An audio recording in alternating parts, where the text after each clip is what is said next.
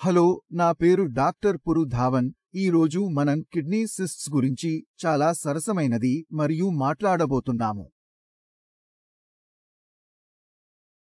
నా పేరు డాక్టర్ పురు ధవన్ మరియు మనం కిడ్నీ పిండాల గుండ్రాల గురించి చాలా రోగులను చూశాను మరియు వారికి ఎప్పుడు అల్ట్రాసౌండ్ పొందాలి అని తెలుసుకోవాలి.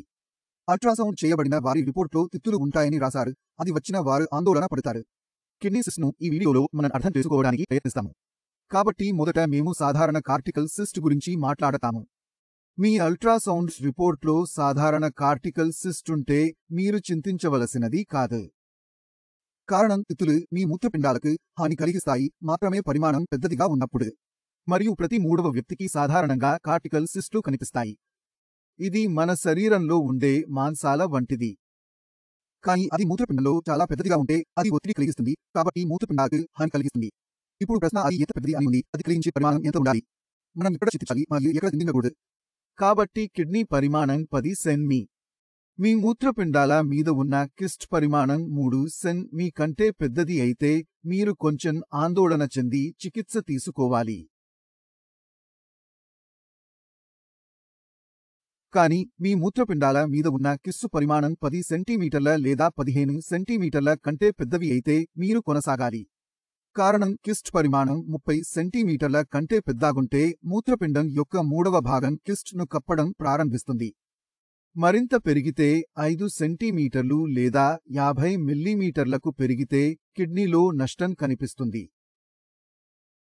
కిడ్నీ సిస్ట్స్ గురించి అర్థం చేసుకోవడం మరియు మీరు హాని జరుగుతున్నారా లేదా అని అంచనా వేయడం ప్రముఖం. తిత్తి యొక్క పరిమాణం 30 మిమీ లేదా 3 సెం.మీ కంటే పెద్దది అయితే మీకు వైద్యుడు అవసరం. If the size is smaller than 30 mm or 3 cm and there is no protein in the urine or increased cutaneous level, then there is no need to worry. If you make some small changes to your lifestyle, like reducing the amount of fat in your body and exercising, we hope that the cyst will decrease in size. కాకపోతే మీకు సాయం చేస్తాం.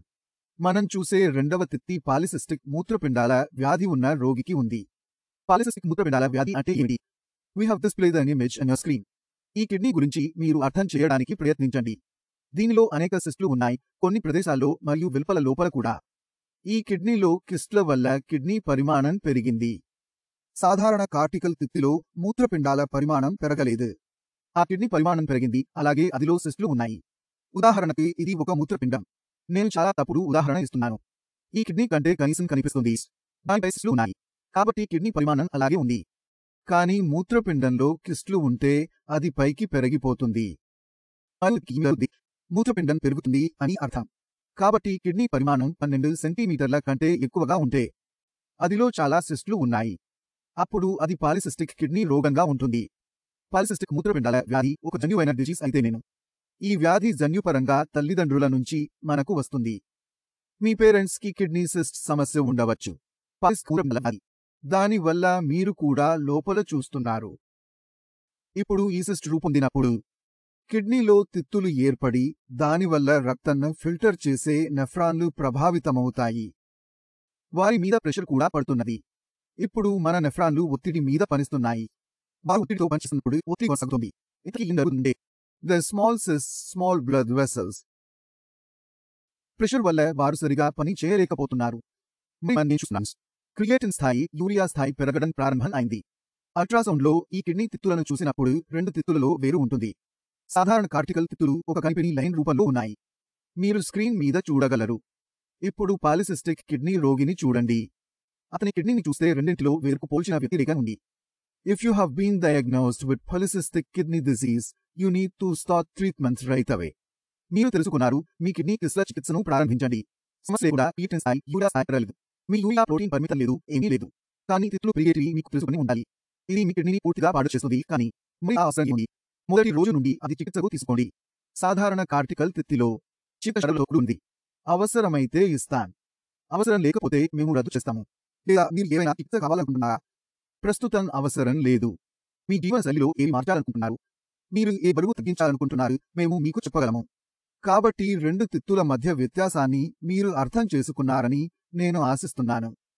మీరు వాటిని చూసి ఉన్నారు, కానీ ఏ కిస్ట్పై మనం చర్యలు తీసుకోవాలి. అది మీకు కూడా అర్థమై ఉంటుంది. If you still feel like you need my help, కాబట్టి నేను ఎల్లప్పుడూ అందుబాటులో ఉంటాను. మా టీమ్ అందుబాటులో ఉంది. వారి సహాయంతో మీరు ఈ సమస్యను పరిష్కరించవచ్చు. దీనితో నేను మీరు వెళ్ళిపోవాలని కోరుతున్నాను. తర్వాత కలవాలనుకుంటున్నాము. అప్పటి వరకు నమస్తే. तब तक के लिए नमस्कार।